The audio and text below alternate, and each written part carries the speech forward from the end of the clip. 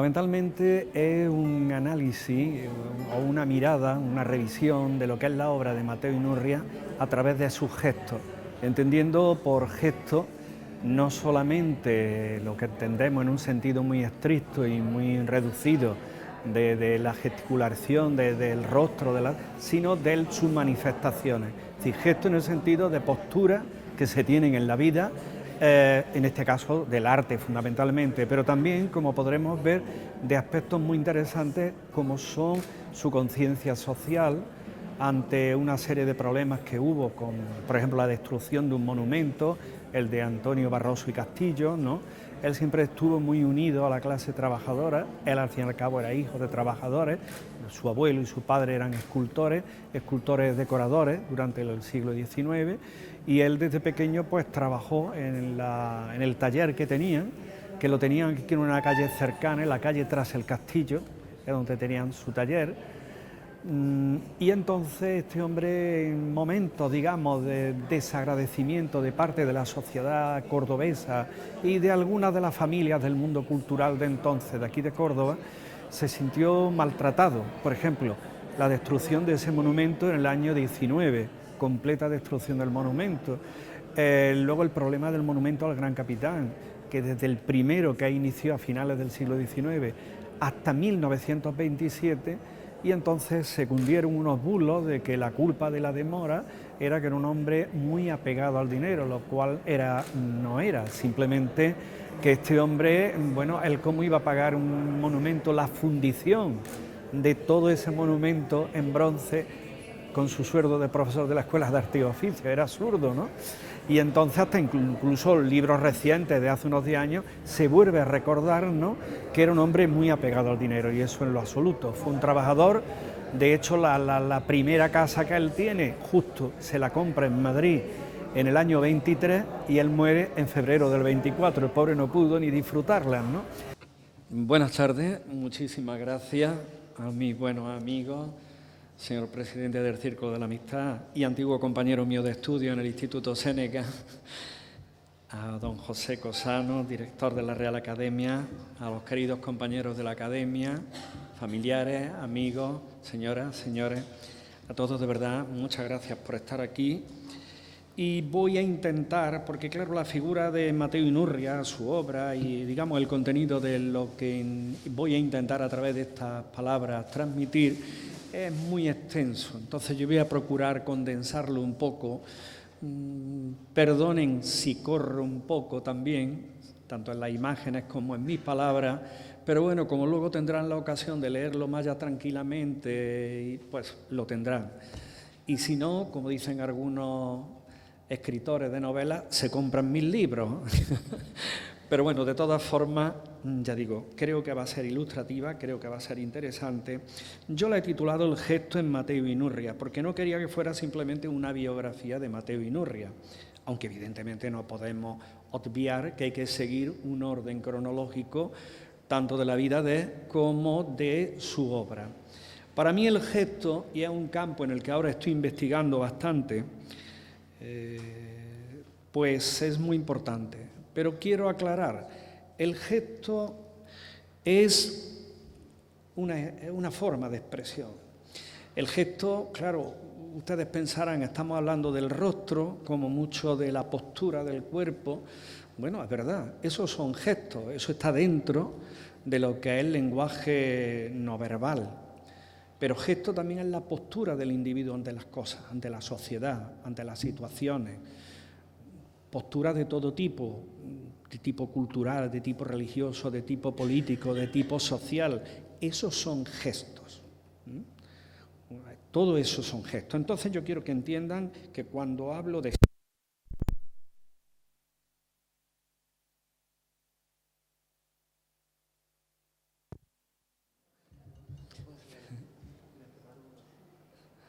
Bueno, voy a seguir hablando, porque como ahora mismo no iba a poner ninguna imagen. Entonces, cuando hablo de gesto, lo quiero que lo entiendan en el sentido de que el gesto hay que entenderlo en un sentido muy amplio, tremendamente amplio, como yo trataré además de explicar y de hacerles ver en el caso de Mateo Inurria, ¿no? Fundamentalmente es la manifestación de la persona de su pensamiento, de sus creencias, de sus emociones, de sus deseos, de sus ilusiones, de todo. Claro, en el caso de un artista, pues eso lo podemos encontrar en distintas fuentes. En su propia obra, por supuesto, qué temas utiliza, a cuáles les tiene más cariño, cómo los trata. Cuando lo entrevistan o escribe, porque de Mateo Inurria tenemos algo, él no es escritor, pero hay algunos escritos de él, por ejemplo, sus memorias para los monumentos, entrevistas que le hacen, donde él manifiesta opiniones, criterios, formas de pensar, opiniones, algunas bastante revolucionarias para la época, sobre todo las de carácter pedagógico, como ya transmitiré. Ya digo, el gesto en el artista pues, nos permite ver sus opciones estéticas. En el caso de Inurria, además, fue un señor que hizo lo que quiso y porque le dio la gana. Tuvo condicionamientos como todos los tuvimos, por supuesto, pero siempre que pudo, y sobre todo cuando tuvo que reaccionar en épocas, llamémosle difíciles, él reaccionó, recluyéndose en su estudio y modelando lo que él quería, y haciendo lo que él quería, porque él pasó por momentos difíciles de desagradecimiento, por ejemplo, por parte de ciertos sectores de Córdoba. De hecho, se va de Córdoba, no puedo decirlo, o por lo menos yo todavía soy prudente, soy de esa vieja escuela que somos prudentes, porque le amargaron la vida. No digo quién, pero era gente importante del mundo de la cultura de Córdoba. Le amargó la vida y se la amargaron además intentando destruir su dignidad y la de su mujer. Y no tuvo más remedio que irse. Si a eso le unimos otros asuntos de los que hablaré, de destrucción de monumentos, de tacharlo de hombre, digamos, roñica y apegado al dinero y demás, de lo que a él se lamenta y le duele, entenderíamos por qué se va de Córdoba. Dicen, me voy, busco, y más en un momento en que estaba empezando a ser valorado en Madrid, a nivel de Madrid, con premios y demás. Bien, hecha esa aclaración, las imágenes se pueden... y esto cómo se enciende. Ahí, ¿no? Vamos a ver. Más que nada porque no veo yo.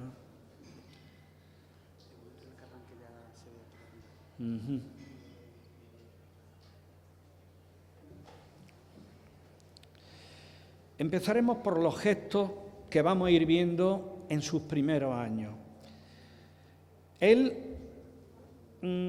su padre es escultor decorador, es decir, un hombre que está dedicado fundamentalmente a, como saben, en el siglo XIX los edificios tenían mucha decoración escultórica, embocaduras de ventanas, de puertas, interiores y demás.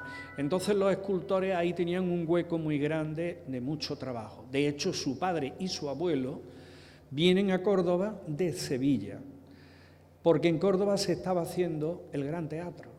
Concretamente, si ven el Gran Teatro, ahí trabajó su abuelo, sobre todo, y su padre. Su padre hizo esos medallones que tiene de personajes, de músicos y de personajes ilustres, que no son de gran calidad, porque ya digo, no eran tampoco unos artistas que sobresalieran.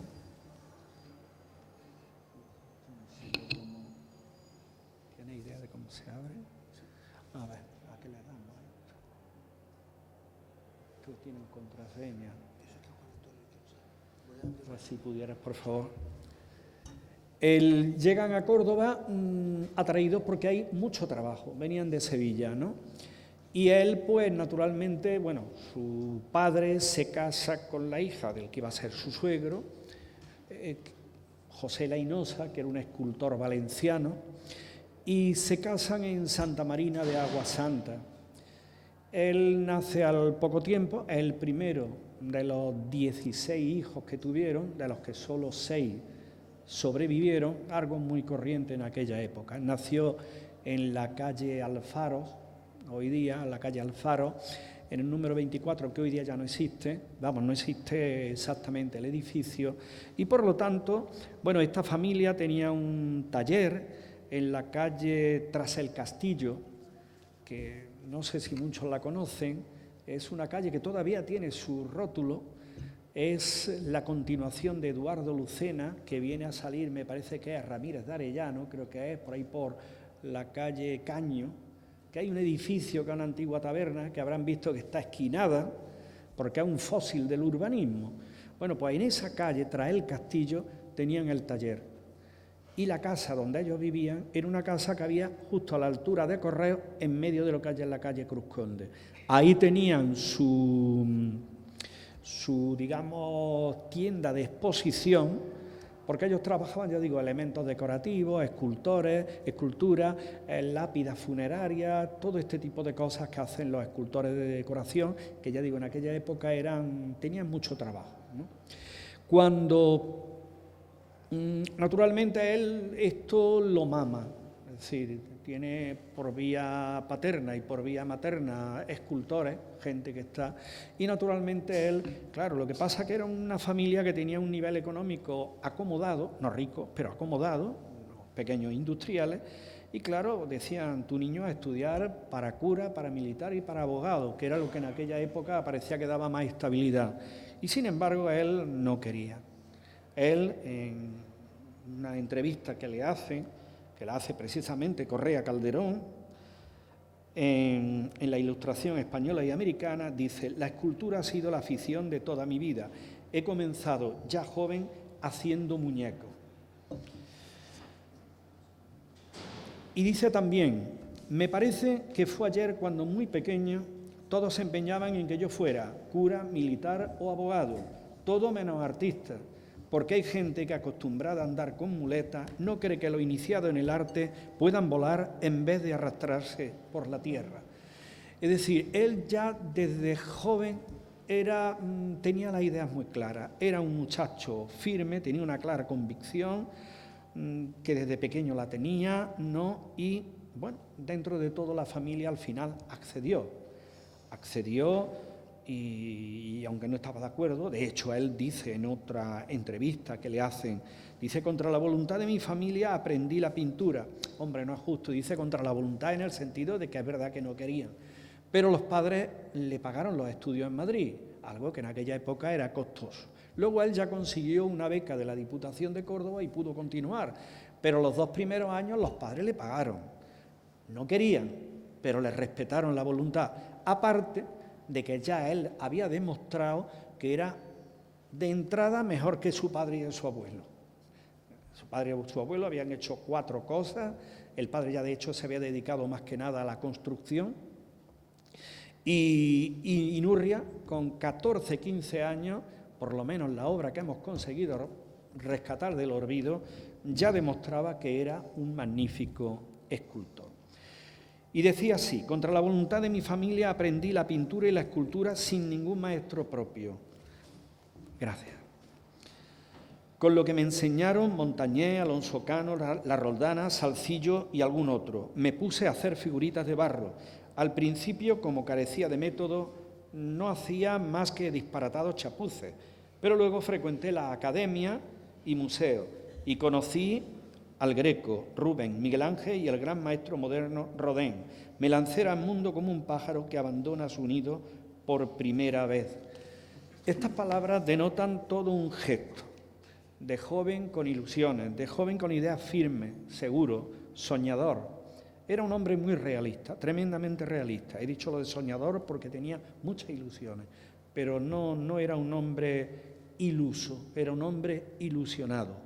También dijo en otro momento: no he tenido maestro, me he hecho solo, donde él reitera que realmente es un hombre inquieto y es un autodidacta. Reconoce el valor de otros, como ya lo ha hecho, pero él no ha tenido un maestro. Bien, hasta tal punto que cuando llega a Madrid, pues bueno, allí se le abre un mundo mucho más rico, pero también encuentra en la Academia de Bellas Artes de San Fernando, pues por ejemplo, voy a leerlo a un profesor que sus palabras son muy elocuentes. Dice: entre los profesores que yo tenía en la escuela en Madrid figuraba don Juan Sansó, un escultor. Era un viejo mojigato que se asustaba de todo. Nunca usaba modelos desnudos, preferentemente dedicábase a hacer santos o imágenes religiosas. Cuando tenía que modelar a alguna mujer, usaba modelos de niños. Los demás compañeros dedicábanse también a hacer santos, quizá por complacer al maestro o porque fueran aquellas sus aficiones. Yo, por el contrario, era el único iconoclasta en aquel grupo de compañeros y modelaba bocetos de desnudos, preferentemente de mujer. Don Juan Sansó, cuando veía aquello, me llamaba puerco, sucio y titulaba en general a mis trabajos porquería, porque eran desnudos de mujer.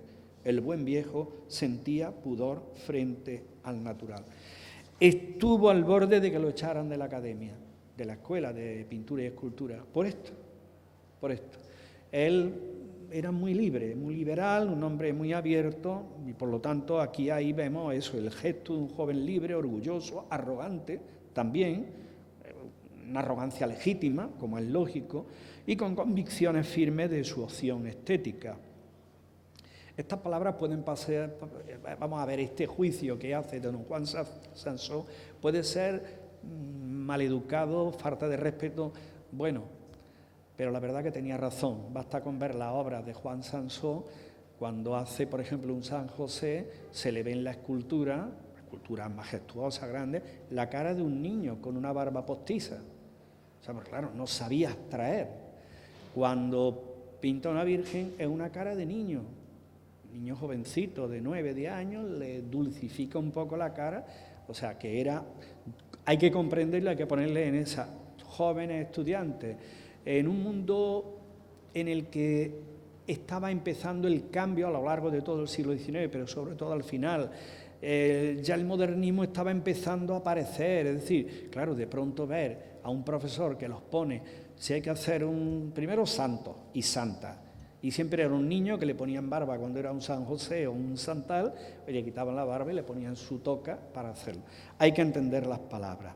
Bien, de Mateo Inurria vamos a ir viendo esos primeros gestos. El primero, al menos en todos los años que he estado estudiando, es el más antiguo que he encontrado. Aquí observen, en esta hornacina, este es el cementerio de Montoro. En esta hornacina está un ángel orante. Se lo encarga el arquitecto Amadeo Rodríguez, el que hizo el Gran Teatro. Era muy amigo de su padre, hasta tal punto que el mismo Mateo Inurria le llamaba padrino. Pero no era su padrino, pero vamos, le llamaba padrino, lo cual quiere decir que había ahí una complicidad de amistad y demás familiar muy grande. Le encarga ese ángel, entre otras cosas, ¿por qué se lo encarga a él? Primero porque talla muy bien, esculpe muy bien y cobra poco. Es un niño de 14, 15 años y hace esto. El ángel todavía pues está hecho muy académico, pero en fin, cuando yo lo descubrí estaba ahí, eso está en medio de la calle, en medio del campo, quien conozca a Montoro lo sabe. Está a bastante altura y conseguí que lo retiraran porque, digo yo, en cuanto esto lo publiqué, llega cualquiera y se lo lleva. Entonces, hoy día estoy en el Museo Arqueológico de Santiago Cano y su esposa Consuelo Turrión en Montoro. Vemos que es una obra, hombre, hay que ver que lo hace un niño de 14, 15 años. Allí le llaman el ángel chato porque dicen que tiene la nariz un poco chata, está recortada. Tiene su sentido. Es que a Mateo Inurria, tallando, se le fue un poco el cincel y lo dejó un poco. Salió, esto está documentado por uno de los testigos, ¿no? El constructor que hizo el cementerio. Fui a ver cómo iba la obra, Amadeo Rodríguez, y el jovencito Mateo Inurria salió llorando y le dijo que he roto el ángel, que lo he dejado chato, ¿verdad? Y le dijo, no te preocupes, que en el cielo hay ángeles chatos. Tú se lo arreglas un poquito y como va a estar muy alto no lo va a ver nadie. Y por eso en el pueblo le llaman el ángel chato del cementerio. Luego también cuando se va ya a estudiar a Madrid, esta es la única referencia de cómo era Mateo Inurria cuando era joven, con 17 años, se lo hace un compañero de allí de estudio, un tal J. Gross, y allí empieza ya a, digamos, transitar un poco, todavía es académico, por ejemplo, en esta primera obra. Esta que vemos aquí es el busto del Gran Capitán, desgraciadamente destruido, y bueno, para que se hagan una idea, en el tiempo que yo llevo estudiando Mateo Inurria, que recuerdo ahora mismo, hay 3 obras destruidas por instituciones públicas cordobesas. En estos pocos, yo ya soy mayorcito, pero bueno, que llevo 20 y tantos años por ahí trabajando sobre esto, ¿no? Es triste, pero es así. Y una de ellas es esta. Pero se pudo rescatar los trozos y pasarla a esta, que es la que actualmente está en el Alcázar de los Reyes Cristianos. De todas formas, esto no es una obra completamente original. Él copió esta, que es de Ricardo Belver y Ramón, un escultor. Esta obra estaba y está en la Academia en Madrid, y como trabajo de escultor que está empezando, lo que hizo es copiarla. Él siempre tuvo mucho interés en personajes ilustres de Córdoba, como era el Gran Capitán, o como por ejemplo Séneca. Este Séneca y el anterior estaban en una galería de acceso al Salón de Mosaicos del Alcázar de los Reyes Cristianos. Y hace pues unos 18 años aproximadamente, 17 o 18 años, la obra del Gran Capitán apareció allí tirada en un rincón hecha trizas, pero tuvo arreglo, se recompuso, se vació en bronce, que es la que podemos. Son todavía obras muy académicas, por lo tanto nos están hablando de la juventud de este escultor. Es un joven que modela bien, pero que todavía está, digamos, muy rígido mentalmente. De esta época también de estudiantes tenemos esta obra, el busto de Rafael de Luque y Lubián. Está en la Real Academia de Córdoba. Es una obra donde se ve que está empezando a saber sacarle partido, porque aquí ya no es modelar al Gran Capitán, que él no lo conocía, evidentemente, y se basaba en alguna imagen antigua. Aquí es un señor de carne y hueso, un arquitecto, amigo de su padre, y una personalidad dentro del mundo de la cultura de Córdoba. Y aquí ya se ve cómo sabe captar en la personalidad de los individuos, ¿no? Y luego, como trabajo de pensionado, porque ya digo, el curso 83, 84, 84, 85 se lo pagaron los padres, ya en el 86 consigue que se lo pague la Diputación Provincial hasta el 90-91. Y empieza a mandar como trabajos de pensionados, pues por ejemplo esto que está en la Diputación Provincial, que es una alegoría de Córdoba.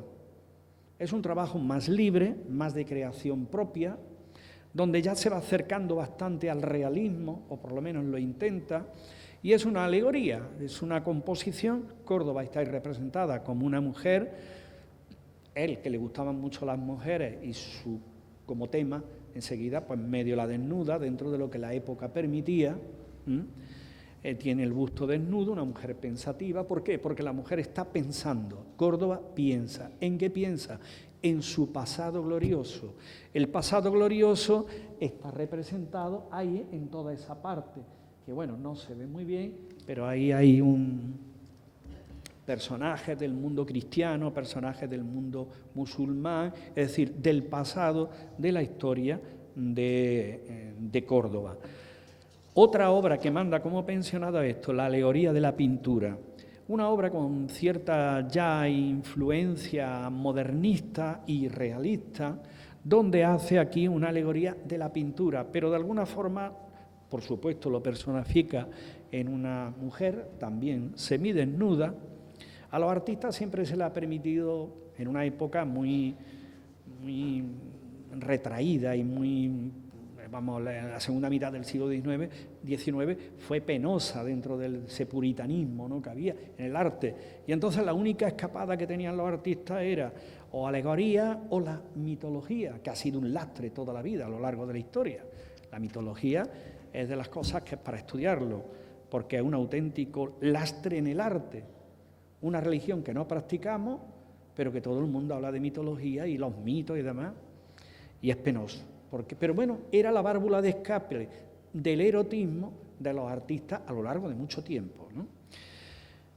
Es una obra, ya digo, muy interesante. Estas dos están en la Diputación Provincial de Córdoba. Cuando yo estaba trabajando en mi entonces memoria de licenciatura, pues fui buscando esta obra, que también pertenece a la Diputación, es una obra del 89, se llama Materia en Triunfo, donde él se libera más todavía, pero sigue todavía pegado a temas que le sugieren otros artistas. Materia en Triunfo, él la titula así, con ese título un poco, porque claro, él no quería repetir el nombre de donde, no digo la copió, porque no la copió, pero sí se inspiró, que era un sátiro y vacante de un escultor francés que está en el Museo del Louvre, ¿no? Como veremos.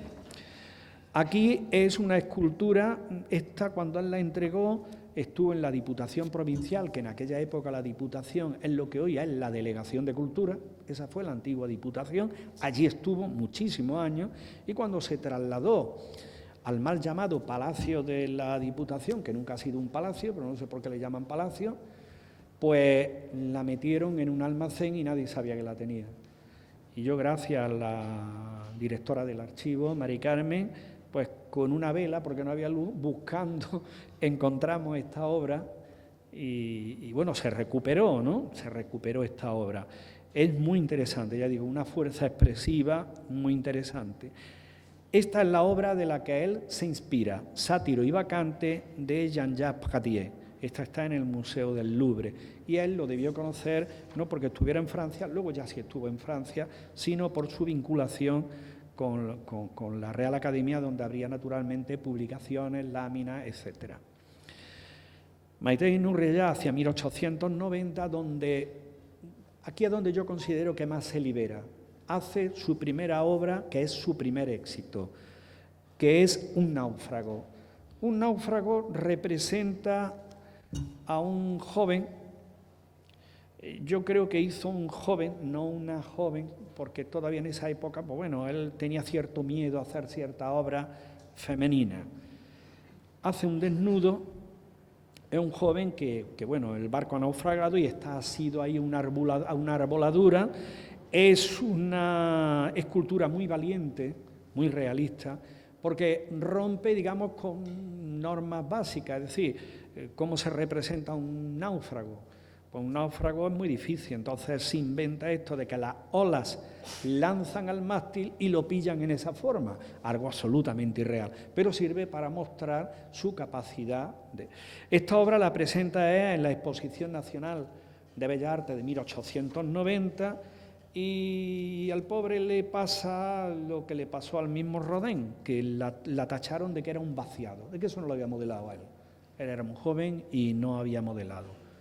Y entonces el mismo jurado empezaron tal, y curiosamente él, apoyado por otros jóvenes como él, también concursantes en el certamen, entraron, bueno, previamente en los periódicos el mismo Rafael Romero Barro como director de la Academia, los profesores de la Real Academia, de la Escuela de Arte y Oficio, escriben, mandan cartas, escriben en la prensa, defendiendo que ellos lo han visto modelar, que saben quién ha sido el modelo, en fin, quieren dar datos, no le escuchan, naturalmente la tachan de vaciado del natural, y entonces los jóvenes, también artistas, le ayudan a sacarla de la exposición.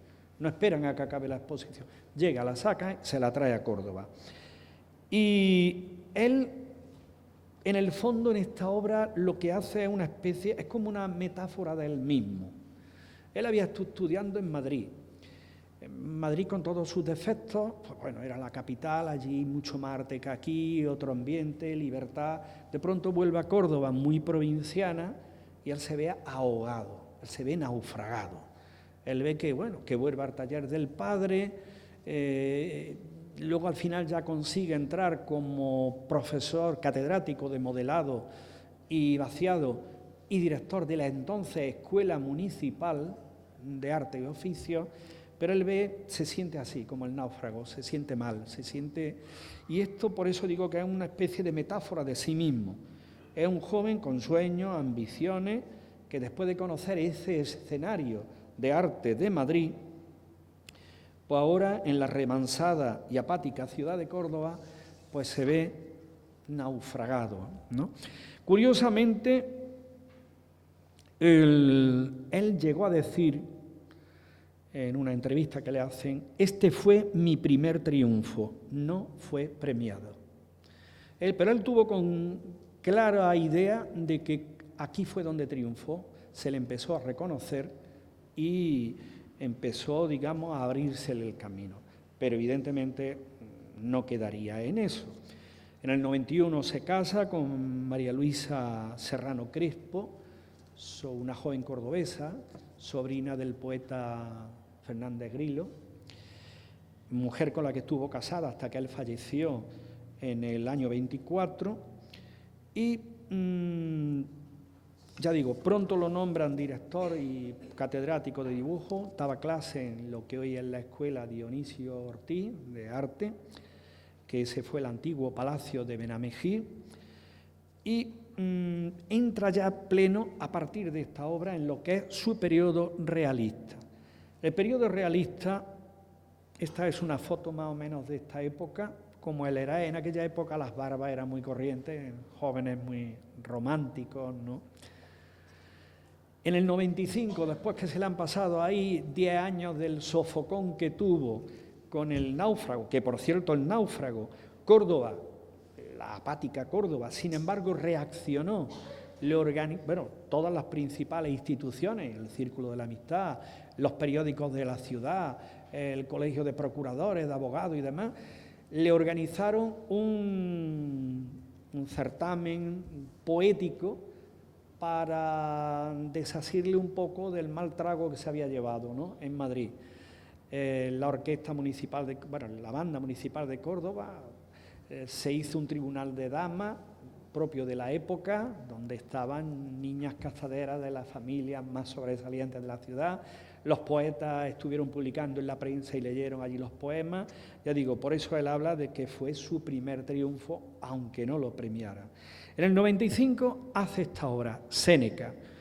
Aquí ya, digamos, tiene un pequeño triunfo, pero un gran triunfo.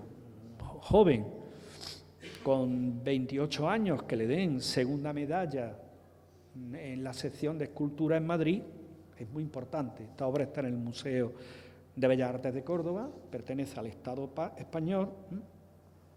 Aquí ya es donde también él, otro de los gestos que va a experimentar y que va a plasmar en su obra, que en el fondo es un reflejo de su vida, es reflejo de su propio carácter, el sosiego, la serenidad, el equilibrio, la nobleza, toda una serie de rasgos que van a seguir apareciendo en sus creaciones.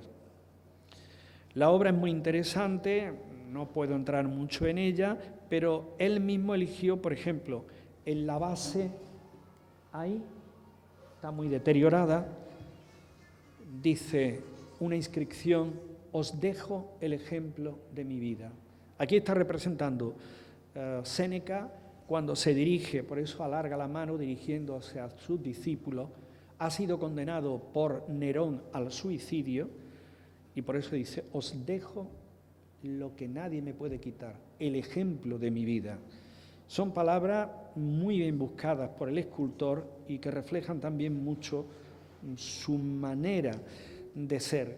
Esta obra fue muy admirada por los cordobeses hasta tal punto que se pensó en pasarla a bronce y colocarla en la Plaza de las Tendillas de Córdoba. Y cambiar el nombre del nombre que tenía entonces, que era Plaza de Cánovas del Castillo, por el nombre de Séneca. Pero bueno, se quedó en eso.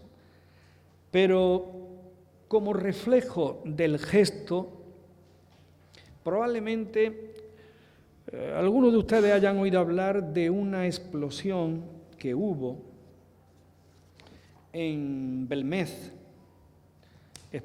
una explosión de grisú en la mina Santa Isabel,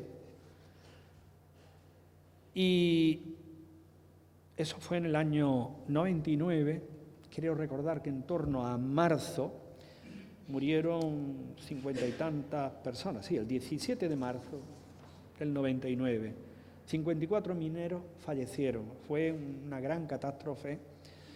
Y entonces yo no he encontrado documentos, pero curiosamente a los pocos meses Mateo Inurria preparó esta obra y la presentó a la Exposición Nacional de Bellas Artes del año 89. Mateo Inurria siempre tuvo una gran conciencia social. Por esa época también había un movimiento artístico, pintura social, escultura social, por ejemplo el escultor Meunier trabajaba mucho. Yo no tengo ninguna duda de que Inurria esto fue una especie de homenaje sentido como artista a esos 54 mineros de la mina de Belmez, de la mina de Santa Isabel, que habían fallecido. Él era un hombre con mucha conciencia social. Y la prueba es que él siempre estaba muy alejado de las relaciones públicas y los lugares, digamos así, él era muy apartado, muy trabajador. Precisamente con motivo de cuando le destruyen el monumento a Barroso, él dijo: protesto de quien quiera atribuirle al pueblo de Córdoba, como algunos periodistas tendenciosos han dicho, eso es lo que sin duda conviene a los que pomposamente se llaman libertadores. Los pueblos que quieren liberarse son nobles y no van deshonrándose con actos de cobardía como el realizado en mi pueblo, y me duele se le ofenda. Esto es lo que más me indigna. Se refiere a que en la prensa decía los obreros han destruido, cuidado, lo cual era cierto, pero claro, no eran los obreros, eran algunos, gente que, bueno, luego la policía y, vamos, eso está documentado, eran los típicos algarines, como dice él, que en todos lados hay, que destrozaron el monumento. Esto es lo que más me indigna. A él le indignaba que se tachara a los obreros como los culpables de la destrucción. Y él tenía que estar dolido. Primero porque Antonio Barroso, el ministro, era su padrino de boda, con el que tenía una gran amistad. Le había hecho ese monumento que hubiera sido el mejor de Córdoba si hubiera pervivido. O sea, que doler, y para colmo no lo había cobrado y lo habían destrozado. Sin embargo, él sale en defensa, es un gran gesto, ¿no?, en defensa de los obreros. Luego, en el año, bueno, os decía que la premian con primera medalla, o sea, un gran reconocimiento. Esta ya es clarísimamente realista. No tengo mucho tiempo, pero siempre decirle, durante la Guerra Civil esta obra, que estaba en el entonces Museo de Arte Moderno, la destruyeron. Bueno, la destruyeron. Está destruida, pero existe. Sería posible reconstruirla. Pero por deja de... está allí, ¿no? Está allí. No la destruyó ninguna bomba, ¿eh? La destruyeron porque, bueno, como se almacenaron las cosas una encima de otra, se hubo que no es que nadie la destruyera intencionadamente. Pero, en fin, eran épocas difíciles que todos conocemos. Por esta época, a él lo nombra, él ya era, como digo, profesor y catedrático de la Escuela Municipal, pero en el 2001 lo hacen, por nombramiento del Gobierno central, lo hacen comisario regio y director y catedrático de unas escuelas que se van a crear, y en Córdoba se creó, que era Escuela Superior de Artes Industriales. Y él fue el encargado de montarla. Es interesantísimo cuando él, por ejemplo, en las memorias que él hace, él manifiesta lo que le mueve. Él creía que iba a tener más libertad de organizarla. Al final, pues bueno, todos sabemos lo que es la administración y libertad la justa. Hay unas normas, pero él dice cosas tan curiosas. Bueno, él, por ejemplo, quería recuperar todo lo que eran trabajos tradicionales artísticos de Córdoba, como eran los guadameciles, como era la orfebrería, quiso recuperarla, y de hecho así, ¿no? Y sobre todo él quería crear escuelas taller. En además con unas ideas muy revolucionarias, que evidentemente no se lo permitieron. Como por ejemplo, ¿quiénes serían los profesores? Personas de reconocido prestigio dentro del mundo del arte, elegidas por los alumnos. Naturalmente el gobierno no le dejó. La matrícula gratuita, naturalmente el gobierno no le dejó. Pero quiero decir que era un hombre muy avanzado. Él quiso implantar lo que eran las escuelas taller, que ya venían de Inglaterra con el movimiento de arte y oficio, y que luego resurgirían en los años 20 con la Bauhaus. Bien, voy a hacer ya una pasada un poco rápida por algunos otros gestos. Esta es la Escuela de Arte y Oficio antigua, hoy día está un poco modificada, la dotó de museo, como pueden ver. Este es el taller de carpintería, el taller de orfebrería, ahí en primer término está el mismo Mateo Inurria trabajando. Y aquello que se ve allí es la reja de la capilla del Dulce Nombre de la catedral, porque él estuvo restaurando la catedral. Le empiezan los monumentos, por ejemplo está el Lope de Vega, interesantísimo, 1902 en Madrid, es decir, ya empieza a tener reconocimiento, o el Grupo de la Marina en el monumento Alfonso XII. Esta es una obra muy interesante. Ahí tuvo él atisbos ya de ver las nuevas tendencias, por ejemplo el cubismo. No siguió. Él prefería, él no quería apartarse de la forma figurativa, pero es una obra, esto es uno de los modelos que barajó para la que hemos visto antes, para esta. Era un marino mercante y un marino militar, un marino de guerra. Es una obra, está en el Museo de Bellas Artes, genial. También hace la de Lagartijo, donde no me meto a hablar la historia, pero bueno, Lagartijo era un gran amigo de él. Mateo Inurria era antitaurino, Lo digo porque hay por ahí algunos que escriben, era un gran enamorado de los toros, mentira. Iba a hacerle dibujos, mentira. Entre otras cosas, Lagartijo era un torero muy atípico. En su casa no recibía y no se reunía nada más que con artistas, científicos, escritores y demás. Allí no era sarao, no lo había. Hace esta obra, desgraciadamente perdida, yo no he encontrado, se llama Mujer, de la que luego hablaré.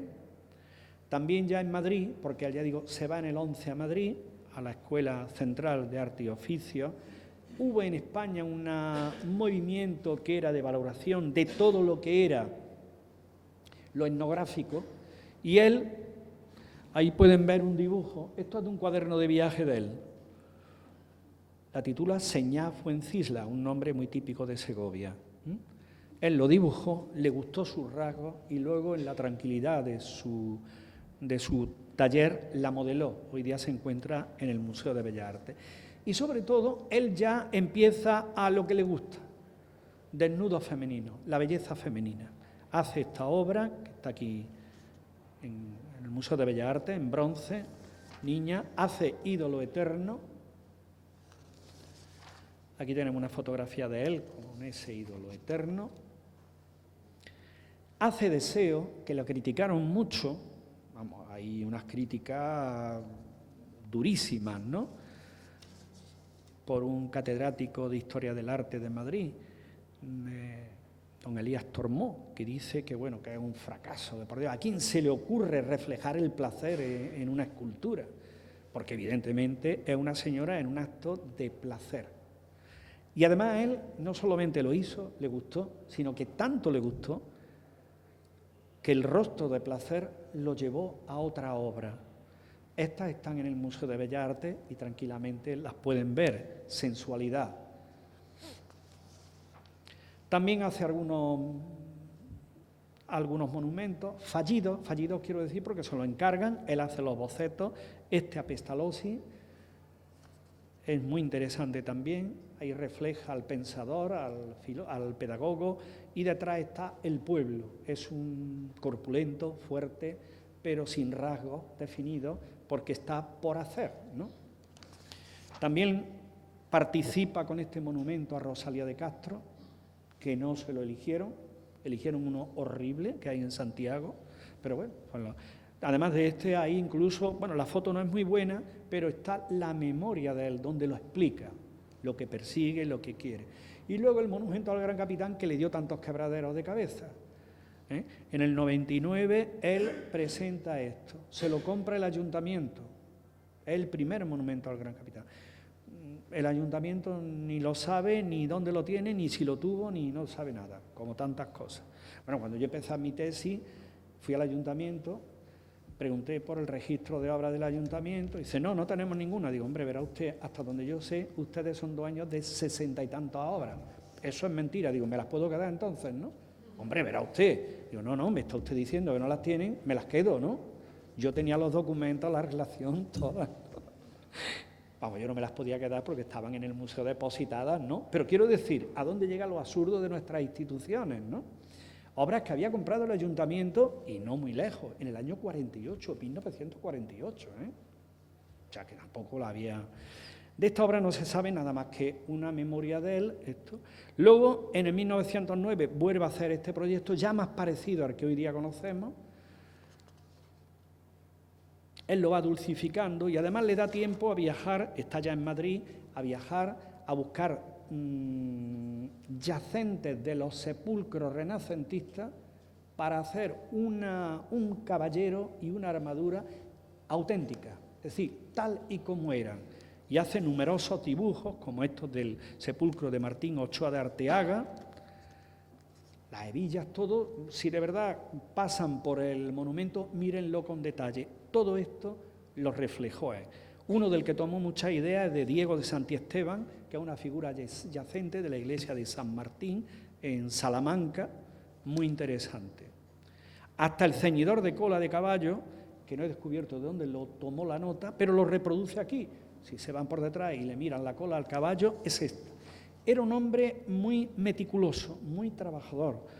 Todos los ceñidores de espada, todo, él los copiaba del Museo del Ejército, de sepulcro. Le digo, era un hombre, hasta esto es un papelillo así pequeñito que él guardó, y esto está copiado de la Catedral de Toledo. La Catedral de Toledo, cuando yo fui allí, digo, esto será fácil encontrar, dice, cabezada y brida de la rienda y pone, dice, caballo de la Catedral de Toledo, siglo XV. Claro, cuando yo llego a la Catedral de Toledo, pido permiso para entrar y ver en la sillería, es que aquello estaba todo lleno de caballos. Averigua tú de qué caballo había copiado. Me tuve que chupar con una oscuridad enorme porque no me permitían ni flash, ni linterna, ni nada, hasta que ya encontré. Es de un retablito, de un respaldar, de un asiento, que es la conquista de Vélez Rubio. Y de ahí está copiado. Y es el que tiene el monumento al gran capitán. Hay numerosa su participación, lo presentó el gran capitán a la exposición del 15, los planos, hay numerosa documentación muy interesante.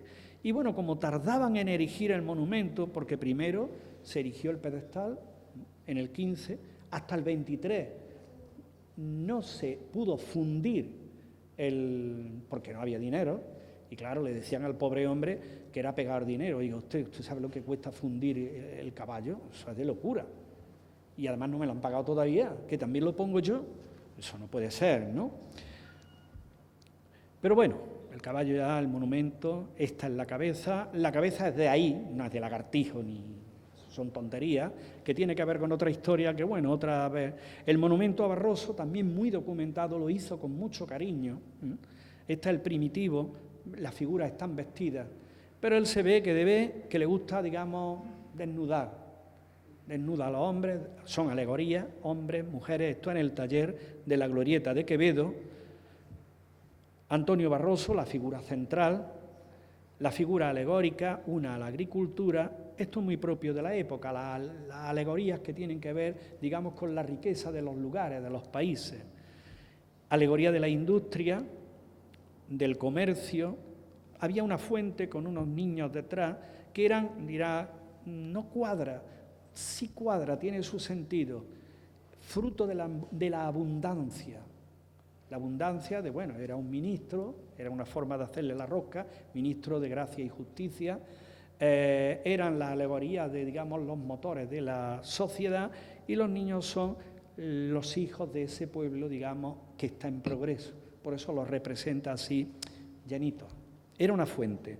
Esta es la inauguración del monumento, el 24 de octubre del 18. Estaba aproximadamente ubicado en el monumento que hoy hay a Julio Romero de Torres, ligeramente más hacia atrás, pero vamos, en el mismo sitio. Y así es como quedó en esa manifestación que lo destruyó. Se hizo polvo. Inurria le preguntaron que qué costaba, dijo, su precio entero. Bueno, y hacerlo nuevo, dice, no tiene sentido. Él no cobró nada. O sea, por eso, él tenía que estar dolido y curiosamente, sin embargo, esta es la única obra que he conseguido recuperar. Estaba en el Alcázar de los Reyes Cristianos. Era esta. Curiosamente se la encontraron tirada en un vacie, incluso hubo un arqueólogo cordobés que escribió todo un estudio demostrando que era una escuela de la época republicana romana. En fin, no digo quién, porque tampoco no. Pero claro, como estaba enterrada y se la encontraron, pues ¡hala! Pero es que las demás obras las tenía también el ayuntamiento. Las demás obras, la cabeza de Antonio Barroso, todo. ¿Dónde están? Tengo mis noticias, pero por prudencia, pero en fin, decorando una bodega de alguien. Y naturalmente él ya se centra en lo que van a ser sus últimas obras y las más significativas. Son un auténtico, yo diría, testamento artístico. Esta es La Parra, muy conocida por todos. Él le gustó tanta esta obra porque además él decía, las hago para mí, las hago por placer, me las regalo a mí. De hecho, él no las vendía. La mujer, cuando falleció él, para poder subsistir, vendió alguna copia, ¿no? Tanto le gustó el torso de esta mujer, que es una atleta, que hizo esta. Por esta le dieron la medalla de honor en el 1920. En el 1920. Bien, yo creo que ya con esto creo que es suficiente para que entendamos lo que es eso que yo he llamado los gestos de Mateo Inurria, que son no solamente lo que él decía ante las adversidades, sino también cómo él entendía el arte. Cada una de sus obras es un verdadero gesto, es decir, una manifestación de sus gustos estéticos y evidentemente de su maravilloso hacer estético. Muchas gracias.